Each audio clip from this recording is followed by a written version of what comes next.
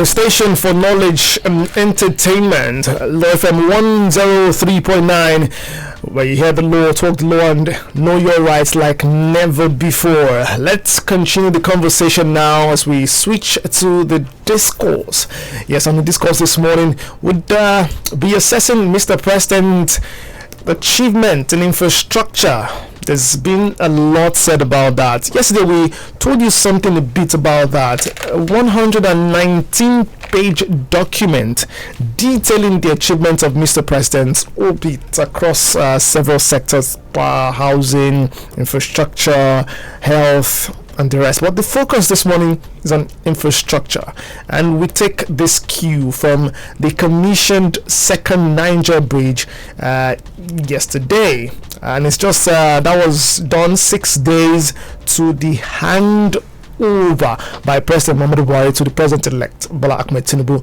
And so in that commissioning, just to mention to you, recall that the second Niger bridge was conceptualized back in 2005, and in 2014 there's an attempt to begin the project through the PPP, that's the public-private partnership, but that also wasn't successful, and so the construction started in 2016 with the Presidential Infrastructure Development Fund, and so that's that as regards that second Niger bridge, at least for now. But let's introduce you to a guest on the discourse this morning. Is a researcher and one who's done a lot of work as regards the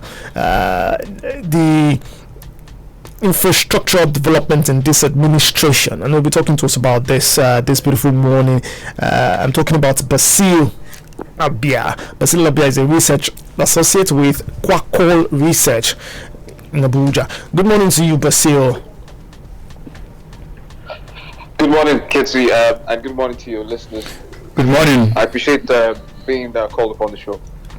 Appreciate you being here as well to share knowledge with the Nigerian people as regards the achievement of Mr. President when it comes to infrastructure in the past 8 years. So let's get your thoughts on this. As let's begin this way. Well, essentially, we're assessing the president's achievement in infrastructure. Are you impressed? Have you been impressed, considering the various works that you've done and the research that you've done as regards infrastructure development in Nigeria, at least in the last 10 years of President Muhammadu Buhari? Have you been impressed with President Muhammadu Buhari in terms of infrastructure?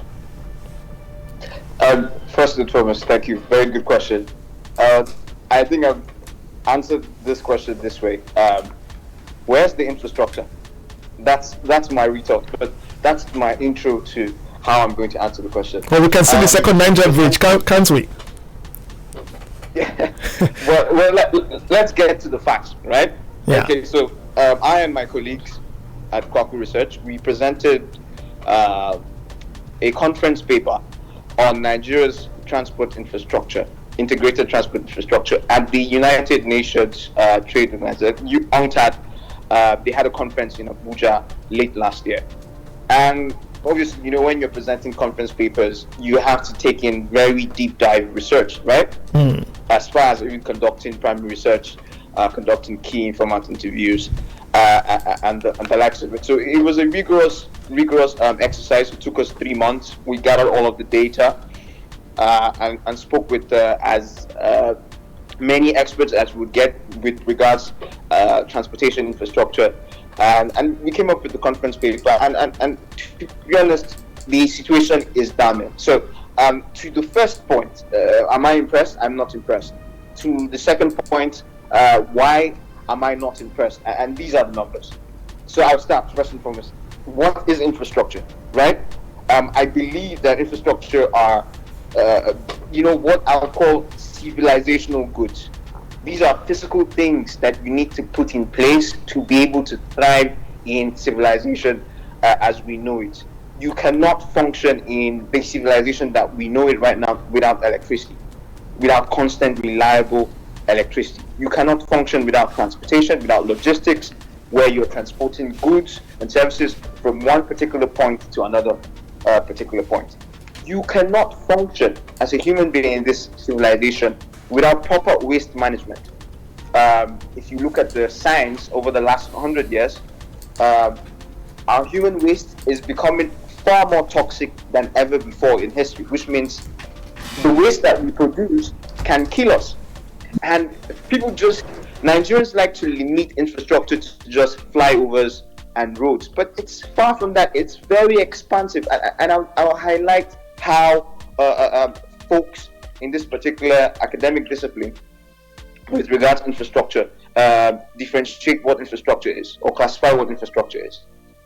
There are systems and physical things that enable production, or production of public goods, or production processes, or productivity, and they're classed in utilities. So water is infrastructure, especially if you're able to provide water to households and buildings using those piping technology.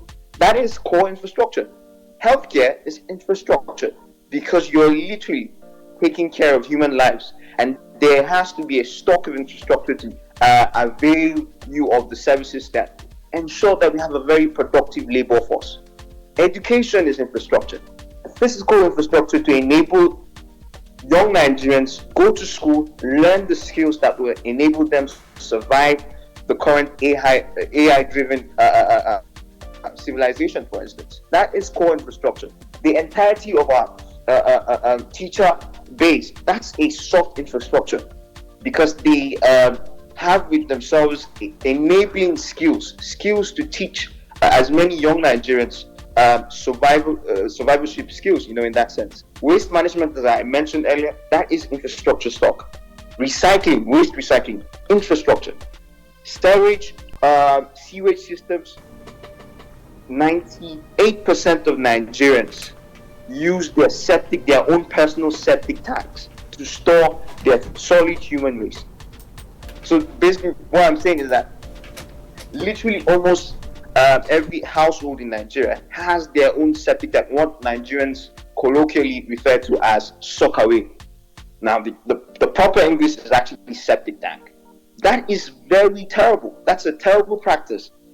And I think it's only in Nigeria and some other low-income sub-Saharan Africa where that is a practice.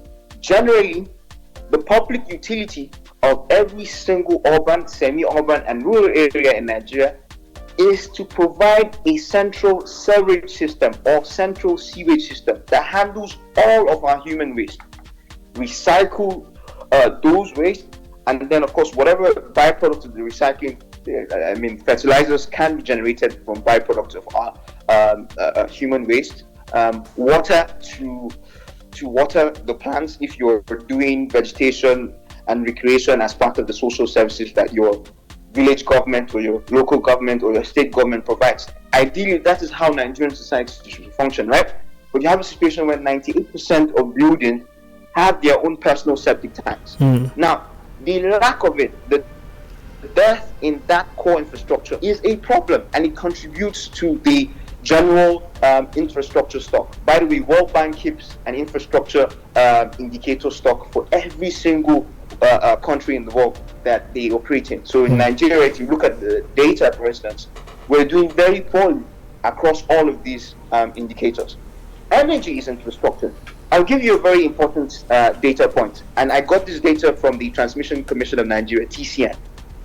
Since 2015, when President Buhari took over, we have had over 100, at least 100 grid collapses. What do I mean by that? I mean that virtually in every part of Nigeria that accesses electricity from the national grid, there was no power. There was a blackout generally. So from Kantogora to Uyo to Akure to nearby Karu, for instance, whenever the grid collapses, there's a general nationwide blackout. And we've had that at least 100 times. In fact, this is me being conservative. If I'm trying to be more honest with you, we've had about 150 grid collapses. That's one point about how poor our energy infrastructure. Basil, are you saying that point about our energy infrastructure? Basil, just to confirm, we have not been able to transmit at least something above 4,500 megawatts since 2015 on our national grid. Already, don't forget, we have an installed capacity of about 13,000 megawatts, right? In the last 30 years, the peak performance of that national grid has been around 8,000 megawatts. In the last 8 years under President Buhari, we have not transmitted more than 4,500 megawatts. For context, one small nuclear plant in Texas produces more than what we have at our peak performance transmitted in the last 8 years. Texas is just a state in the United States, and even that 4,000 megawatts is not enough to cover a county in Texas, for instance. There's more data to show you just how poor Buhari has performed as president in terms of infrastructure. Looking at energy infrastructure, for instance. Basil, can you hear me? Basil. Yeah. Okay. Yes. So, well, first, let's just track back a little bit to a few seconds ago when you said we've had, and you said you were being conservative when you said we've had 100 of such of grid collapses that you referenced. Are you saying that within the last 2 terms of President Muhammadu Buhari's tenure? Yes, from 2015. Are you sure that figure is accurate though? I mean, 100 grid collapses. From TCN. It is from TCN, by the way. All right. Yes. Okay. That said, let's talk about some of the things that this administration has, by themselves, put forward as some of the achievements they've accomplished, in the last 8 years.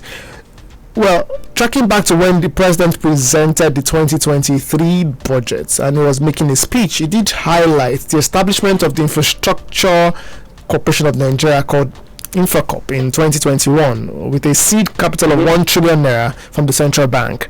He also mentioned the Nigeria Sovereign Investment Authority and the Africa Finance Corporation, and then he talked about leveraging finance through the Nigeria Sovereign Investment Authority into the Presidential Infrastructure Development Fund to facilitate the accelerated completion of the second Nigeria bridge, which he commissioned yesterday, the Lagos-Ibadan Expressway, which will be commissioned June 30 by the next administration, and the Abuja-Kano Road. He also said that through the Road Infrastructure Tax Credit Scheme, pursuant to Executive Order 7 of 2019, his administration has, quote, incentivized responsible companies to invest billions of naira in constructing over 1,500 kilometers of critical roads in key economic corridors.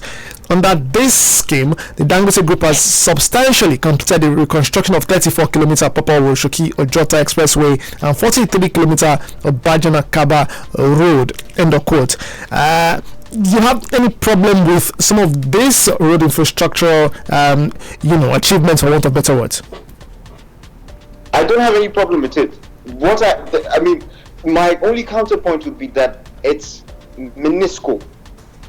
And what the Brits mean when they say minuscule, it's basically, it's like you pouring a drop of water in the ocean. There's so much infrastructure deficit that we have. By the way, we have an infrastructure deficit stock of about 100 billion US dollars.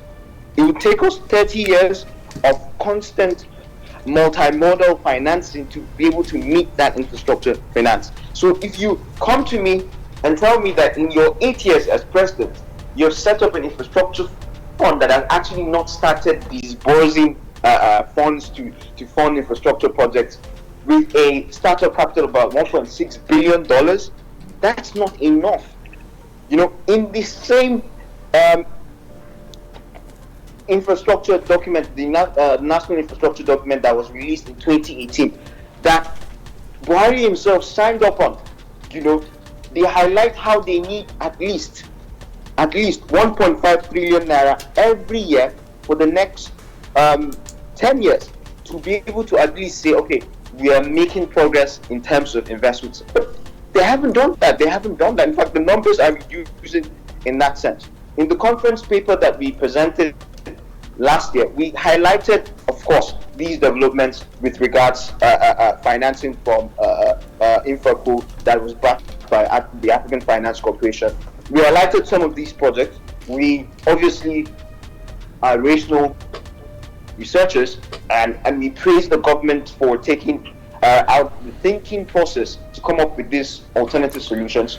And the truth of the matter is, the federal government cannot afford to fund these infrastructure projects, but they can set aside the financing models and the enabling environment for these investments to come in. Now, I will tell you why these investments aren't flocking in. First and foremost, we have very poor infrastructure finance frameworks. What do I mean by that? I mean that if you call an investor from Singapore, for instance, to take over 30 years concession of, for instance, the Warri Seaport, they are not going to be protected, and we've seen this countless times. They are not going to be protected by the laws of the land when a new government comes in and decides to resign on those concessions. We saw what happened with concessions that were given to, for instance, Intels, as early as the 1990s, and their concessions were rescinded abruptly by this same government in 2015, 2016, if I'm not mistaken. Now, look, I'm not going to vouch for Intels because I know the ownership, for instance. The ownership of Intels is very fractured. We know that a former vice president has had a substantial share in that sense, and we know that it was a deal fought in a lot of irregularities. Regardless, you're not proving to investors who want to bring in billions of dollars to invest in these infrastructure projects. You're not proving to them that when they bring in their money, they're going to have stability. They're going to be adherent to the legal contract. There's a reason why societies are bound by conventional legal forms. What do I mean by that? I mean that if I get into a contract, peradventure, with you, for instance, whatever dictates we have agreed upon that we've both signed on and our lawyers have signed on, if the agreement is that 15 years I'm going to provide you a particular service, and I renege on that contract 2 years after, and you cannot go to the courts to get a reprieve, then we're in a lawless society. So one part of bringing in international financing, which is very important if you want to be able to meet our infrastructure deficit, we have failed to meet it, and we're going to face more problems in that sense. Moving forward, the road projects are not enough, and let me tell you why. In 2020, we highlighted this in our conference paper last year, by the way. The World Bank decided to carry out an assessment of Nigeria's road infrastructure stock. And what I'm about to share to you is shocking, by the way. Only 30% of all the roads in Nigeria are paved. Only 30% are paved, which means that 70%, a huge chunk of roads that we use in Nigeria, are in poor, abysmal conditions. Let me give you another fact to tell you just how this is dastardly affecting Nigeria's productivity and economy.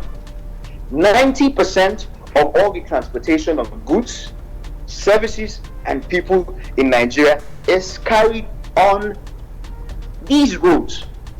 So if 90% of your economic productivity is dependent on your roads, and only 30% of them are fully paved, then there is a problem. And you had 8 years to address this situation, and you didn't. You only highlighted the very, again, going back to my earlier point, the very minuscule, small, inconsequential contributions with regards to those road projects here and there.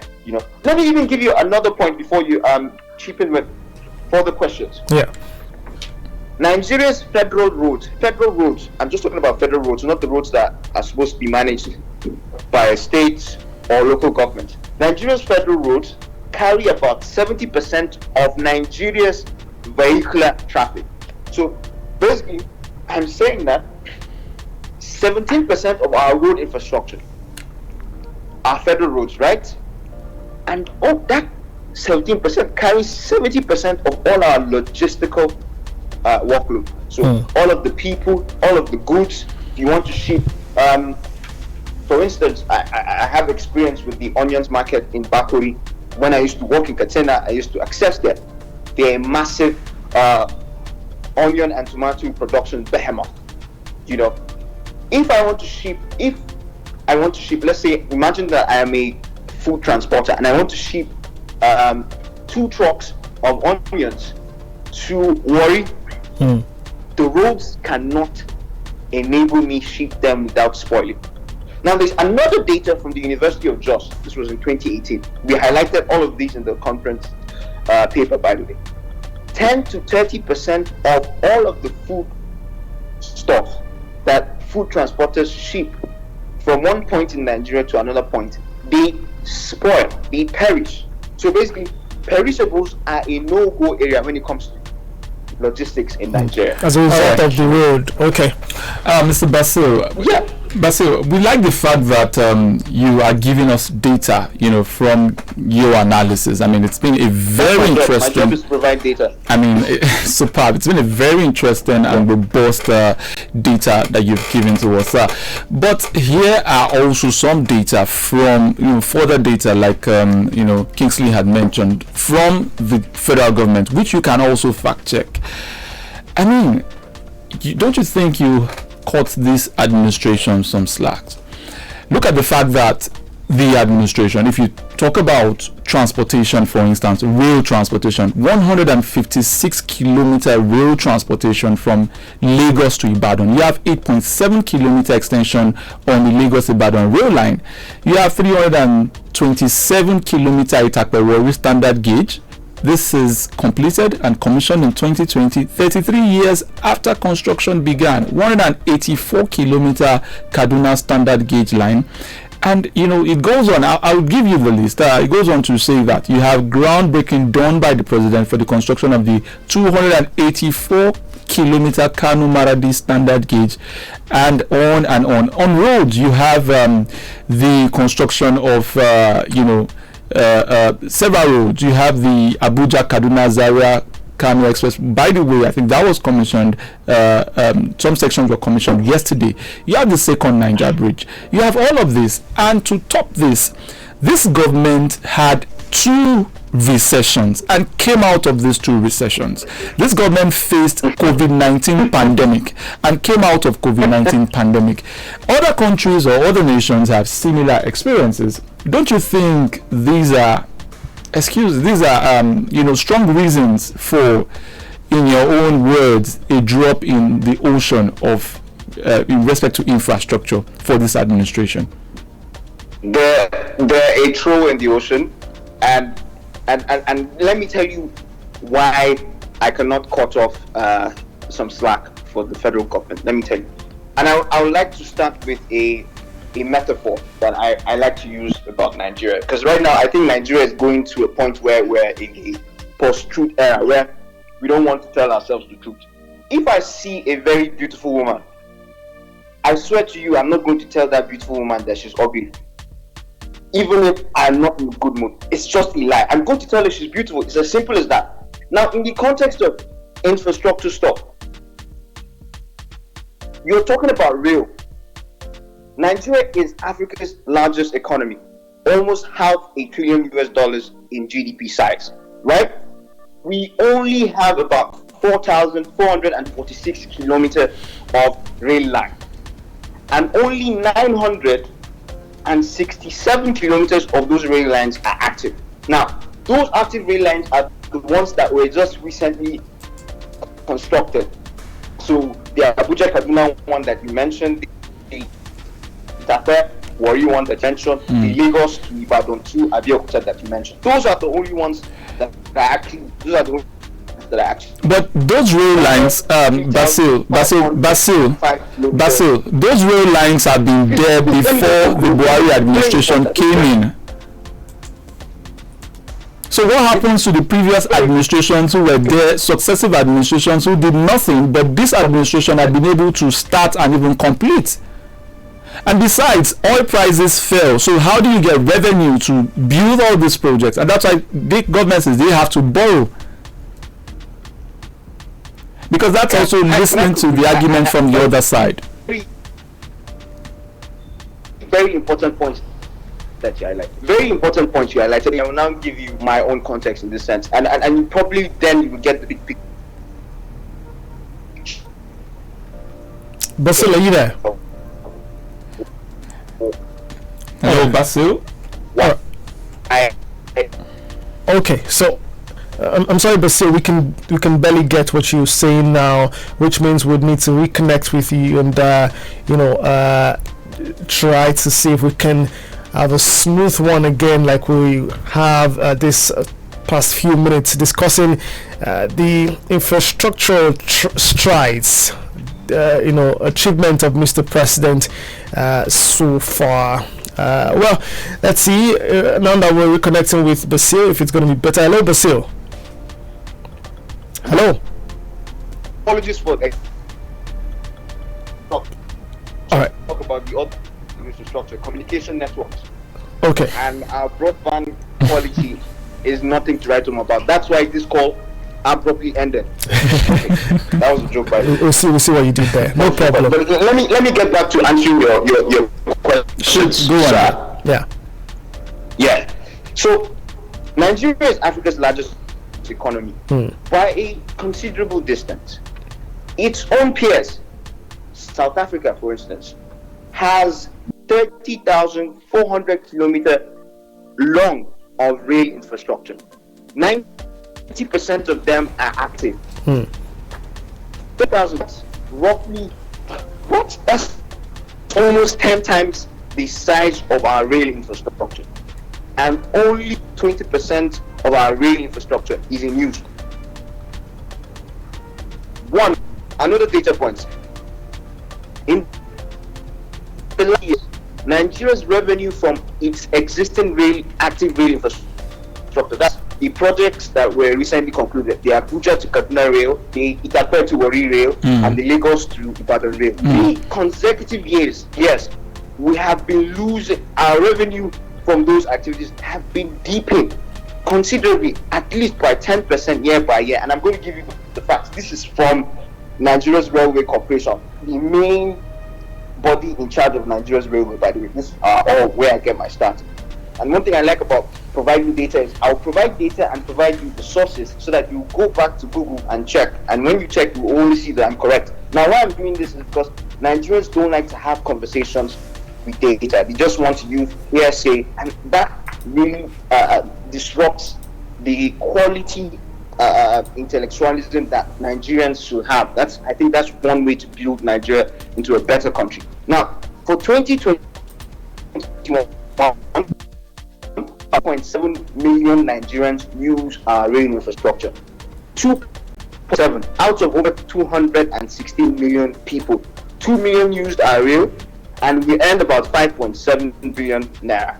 Now, in 2022, there was a general increase, I think largely due to the fact that the Lagos to Ibadan was fully complete and people started using it. There was a considerable increase to 3.2 million passengers on the rail line. But the revenues reduced to about 4.55 billion. Now, let me tell you why the numbers reduced. First and foremost, you're aware that for 3 months, Abuja to Kaduna was not in use because security, right? There was a derailing caused by a banditry attack that killed a lot of people, including a popular young doctor. I think she was even a youth copper, and she died. You know, the thing where she was tweeting when she was shot, and then some APC people were replying on Twitter that she was lying. Some people were even calling her IPOP. That's by the way, buddy. But for 3 months, that very critical rail infrastructure wasn't in use. The Itape to Warri, for 2 months it wasn't in use. Why? Insecurity. Lagos to Ibadan had to be suspended. The operations had to be suspended. Why? Insecurity. So we have used, and all of these projects were financed by Chinese debt that we haven't even started paying. Chinese debt. The arrangements with these projects was that once the Chinese gave us the money to build the projects, they would also train our labor force to handle these rail projects, and then they would give concessions of up to 30 years. In these concessions, they would be able to pay back the loans. But the returns they are seeing is far more underwhelming than they even expected. So basically, those investments are not returning investment returns to the financiers who are Chinese. We're not even talking about Nigeria's revenue funding this particular project. It was Chinese debt financing that we accessed, and we're doing poorly in that regard. Now, when you compare to our mates, and I like us to compare our mates, let's not talk about Ghana. So Lagos economy is almost the size of Ghana's. So let's talk with our mates. Our mates are Egypt, South Africa. Those are our mates. Those are who we should be competing with. Our real development compared to them is underwhelming. I think we should do more. I'm going to give Buhari his plus. His plus is that he has increased our active rail line infrastructure by 976 kilometers. But people fail to understand that these 3 projects were all decided upon by Goodluck Jonathan. It wasn't Buhari's thinking. It was already decided upon.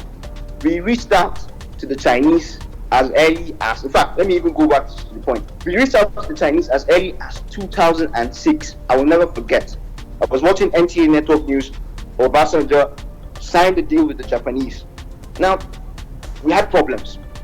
Major problem was the Japanese actually wanted crude-based financing. Now, I'll explain what crude oil-based financing or resource-based financing is.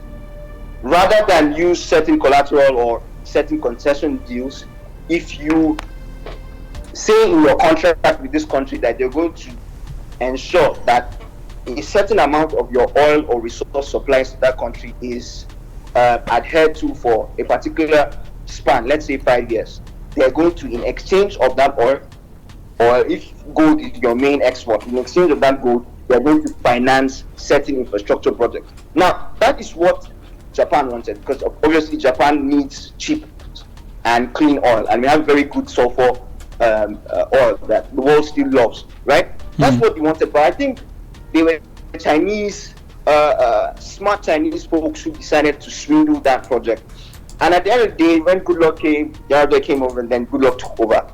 It ended up that it was actually Chinese that will handle the bulk of these projects. So in that deal, we got the Abuja to Kaduna rail line, which actually started before Buhari took over.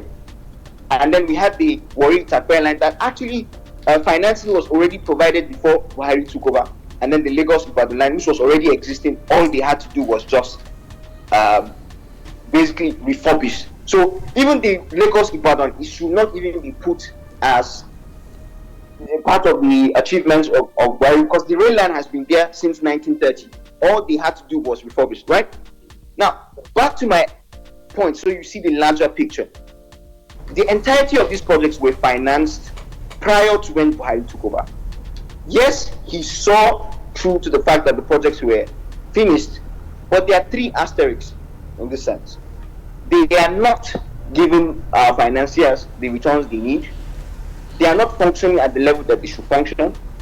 Don't forget, 90% of all our logistics, all our transportation of people is still borne by the roads. All right. The roads are not good. But still, we cannot take all that pressure. How can a $150 billion US economy depend on only 30% of its road stock being paid? That is terrible. So if I'm going to praise, I will be praising for seeing through the project.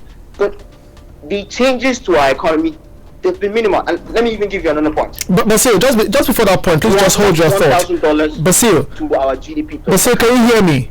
In the last. All right, please just hold your thought. Can you hear me? Okay. Yeah, please just hold your thought on that for a moment. Let's bring the listener into the conversation for the next few minutes before we wrap this segment of the show. 0703 2277 on 0909 555 1039 are the numbers to call to join the conversation. And the big question is this: as we assess President Buhari's achievement in, or you think otherwise, I don't know, in infrastructure, or as regards infrastructure in Nigeria for the past 8 years, have you been impressed with President Buhari? Would you score him high, low, average, especially also considering some of the things Basil Abia, a researcher, has mentioned? Do you have a contrary opinion? Do you can agree with him as regards some of the things he's mentioned? Let's hear your thoughts via the phone lines. You can also send in WhatsApp messages via those numbers, and also there's a Facebook live broadcast where you can drop your comment as well. Have you been impressed with President Buhari's infrastructural development or achievement in terms of infrastructure in Nigeria? That is the big question here as you call. Please turn down the volume when you call, and let's know your thoughts on this, whether you score President Buhari high, average, or low as regards infrastructure. So, Basil, real quick, we need to begin to wrap the conversation. You were going to say something, vital. You want to quickly mention that? What did you say? Sorry, I didn't hear that. Well, just before I caught you, right?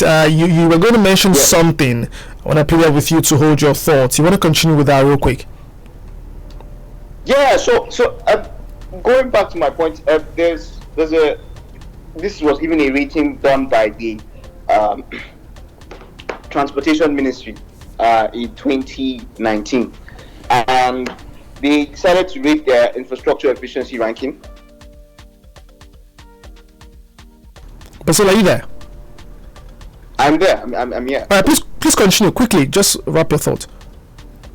Okay, yeah. So my thoughts are, first and foremost, in terms of infrastructure efficiency ranking, Nigeria's infrastructure is ranking very low, and I'll give you some numbers. The quality of road infrastructure, for instance, is just about 2.5 out of a rating of 7.0, and this rating comes from World Bank, and then in conjunction with our National Integrated Infrastructure Plan. Hello, can you hear me? I've been muted. I see that. Yeah, we can hear you clearly. Okay, fantastic then. So for like the quality of our road infrastructure, we're rated very low at 2.5 out of 7.0. For the efficiency of our train services, it's even lower at 1.8 out of 7.0. And then for the efficiency of our air services, which is another very important infrastructure stock, we're rated slightly higher at 3.4 out of 7.0. And then the efficiency of our seaport services, we're rated at 2.5 out of 7.0. So the global ratings are nothing to write home about. We have only 4 fairly active seaports, and out of those 4 fairly active seaports, and I think you can even know who the names of those ports. We know the Tinkan Island, we know the Apapa port, we know the Port Harcourt port and the Calabar port. Now, the Calabar port and the Port Harcourt ports do very poor numbers when compared to the Apapa and the Tinkan. And we all know that the Apapa and Tinkan Island ports are overburdened by overusage, poor services, very poor infrastructure. We all know about the gridlock there. It takes you roughly 3 weeks to 2 months to be able to clear your goods, when in Lome that can happen in under 48 hours, just nearby Lome, or even nearby Tema, or even Cotonou. So our ports are not competitive enough. Nigerian importers and exporters now prefer using the Douala ports or the Cotonou ports or the Lome ports because of just how fractured using Nigeria's 2 major ports in Lagos are. Yes, thanks to private sector involvement, we now have the Lekki Deep Sea Port, which is now online. We do not know what those numbers would be, but it's a good plus that the Lagos State government was able to provide the enabling environment for Toram, as well as Dangote and many other private sector guys to bring in finance. And by the way, that particular Lekki Deep Sea Port is partly financed by Chinese debt financing. I think about 45% of the financing came from China. A certain amount came from Tolaram. Tolaram is the Singaporean food producer. They are the ones who are actually behind Indomie. They produce Indomie through Dufil Prima. But the holding company is, of course, the Tolerams. And the Tolerams have been doing business in Nigeria since the 1950s. Just for folks who are in the audience and want to have that particular historical trivia. So, all in all, here's how I conclude my point. The data, and data is very key, very important. Data for me, data is king because data tells us who is lying and who is not. Stairs, they have this saying that in God we trust, everybody has to bring data. So the only person that, basically what they're saying is the only person they're going to listen to is God. If you're coming to the conversation, if you don't bring data, you're yarning dust. I'm using Nigerian colloquial lingo in this sense. So data for me is king. And if people say President Buhari has done very well in infrastructure, I would say, okay, good. I have a conference paper. I've done 3 months research regarding infrastructure, particularly transportation. The numbers say otherwise. The numbers say we have actually regressed, right? That's the first point. Second point, I am rational enough to highlight that there were obviously some pluses from. I'm reasonable enough to highlight that there were obviously some positives from President Buhari's administration with regards infrastructure, but they are very limited, and they are limited to the fact that he oversaw the provision of the other part financing to complete our rail infrastructure. I mean, the rail infrastructure that was only extended by 900 more kilometers in that sense. All right. And then the governance to see through all of that. So yeah, I'll end my point in that sense, that saying that the data actually says otherwise, that there were no or little achievements by President Buhari in terms of structure, but we can give him kudos for seeing through the Chinese financed rail project. All right.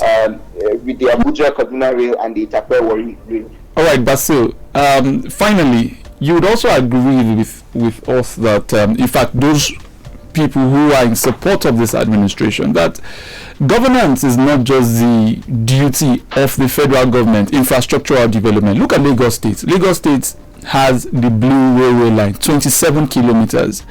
And federal government takes about 52%, while state government takes 27%. This is data of the national, from FAC. That's the agency concerned with the allocation of funds to state government, local government, as well as the federal government. What are the states doing with respect to infrastructural development? Because it appears that, yes, the federal government has a burden, but is it just the federal government alone? This is a very, very important question, and I will even repeat it again. What actually are the states doing? They're doing barely nothing. They're barely doing anything. I think the only exception in this case is Lagos. You know, Akwa Ibom has been working on a deep sea port for over, if I'm not mistaken, for over 13 years, and not a leak of construction in Ibaka. And the major reason is 35 Nigerian states out of 36 states can actually function on their own without FAC allocations, and that exception is Lagos. So we have a governance crisis in our state governments. Our state governors are actually terrible, permit me to use that word. They do not know how to mobilize finance, and one of the things people fail to understand about public governance is the ability to mobilize financing. So even if the FAC allocation from the federal government is not enough to fund the sort of infrastructural development that you would want for your respective states, there are other alternatives. One way to do that is to increase your IDR, your internally generated revenue, to fund part of those infrastructure development projects, right? We are also taught in public finance that you can access development finance from DFIs, development finance institutions, global ones.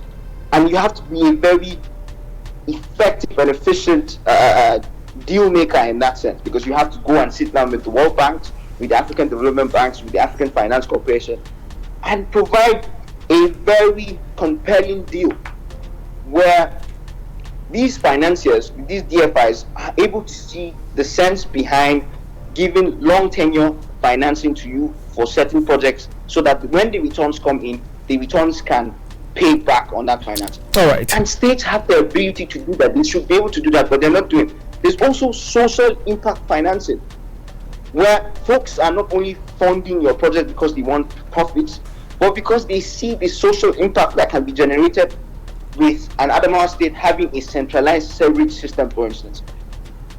Let me give you a little understanding of what a central sewerage system can do. A central sewerage system in a state can reduce the risks of people in your state getting infected with diphtheria, with diarrhea, with cholera. Cholera outbreaks can be a thing of the past in Nigerian states if we institute central sewage systems rather than using individual septic tanks to infect our groundwater. By the way, you know that 95% of the water that Nigerians drink is actually drilled by boreholes. So borehole drilling, incessant borehole drilling, is affecting our groundwater levels. Now, the septic tanks that the soccer way, colloquial Nigerian lingo, that Nigerians like to build when they build their houses. Where is that waste seeping into? It's seeping into the groundwater that 95% of us like to drill for our borehole to be able to drink and use, right? Or even cook. Even if we're not drinking, at least we're cooking. Even if you want to buy bottled water to drink, but you're using the borehole water to cook. You're using it on your skin to bathe. How many houses in Nigeria actually have filters to filter through the dirt that's infected by the groundwater? So we have skin diseases that will be reduced to the barest minimum. We have cholera outbreaks. There was a cholera outbreak very early this year in Kano. There was a cholera outbreak very early this year in Katsina, killing people in their hundreds. All right, Basil. When you enable infrastructure like sewage systems. Basil, our state governments are not obsessed with that. What our state governors want to do is build a flyover and then brag about it. You know, those flyovers are inflated by over 800%. But we all know that they're building those flyovers to eat money. I'll end my point there. But thank you so much. We'll take a few calls and then we go straight. Hello, good morning. Hi, good morning.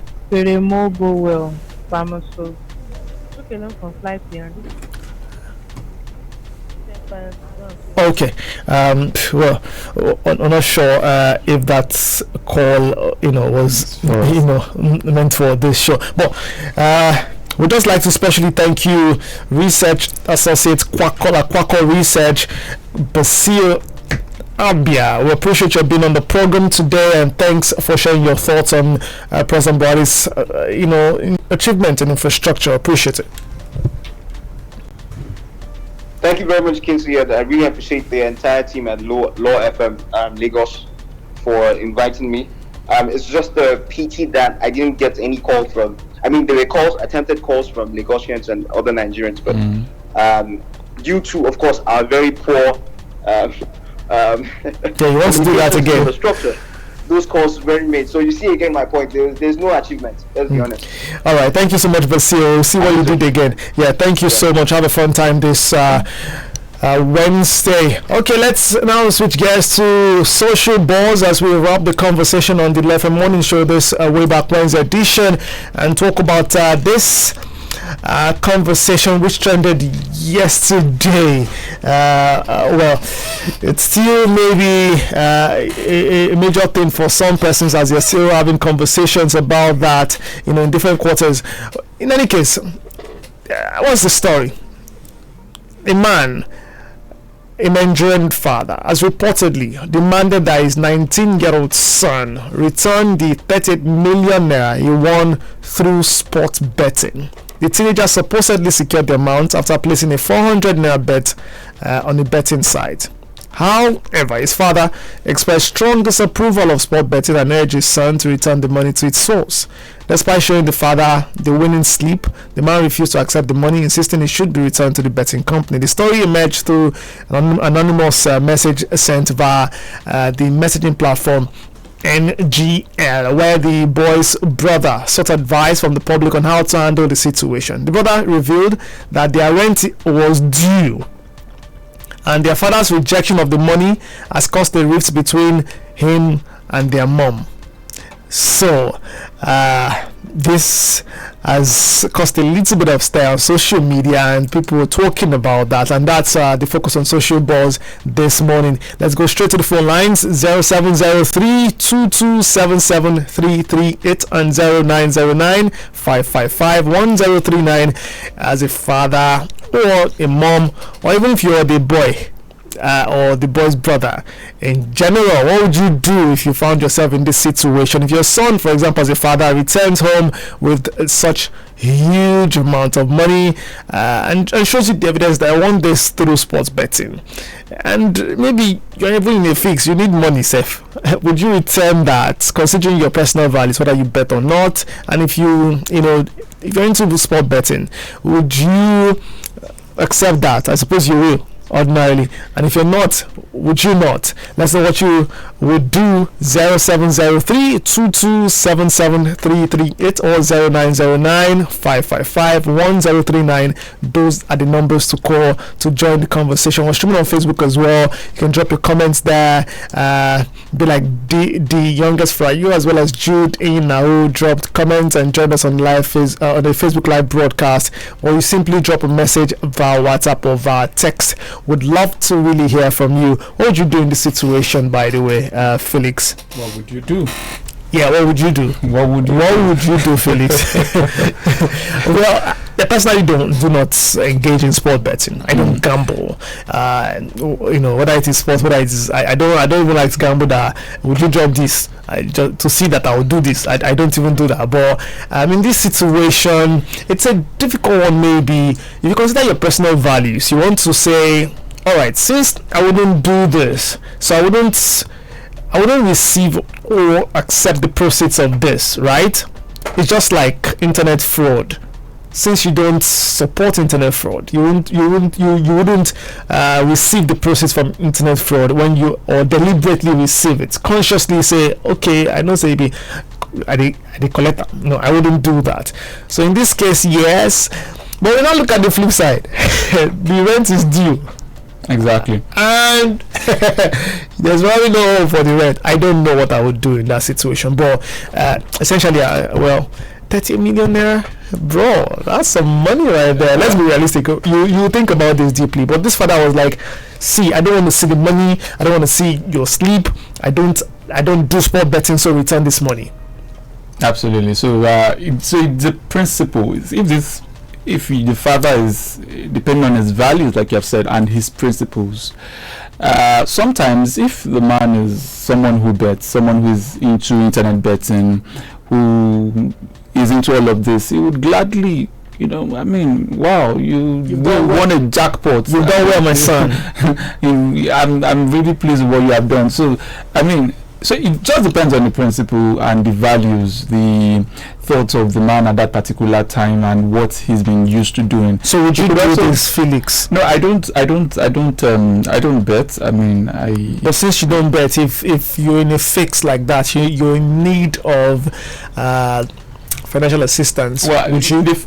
Mind you, the fact that both of us, the fact that both of us don't bet does not take away the fact that betting is legal. It's regulated anyways by different boards, especially in Lagos and as well as nationally. So it's legal.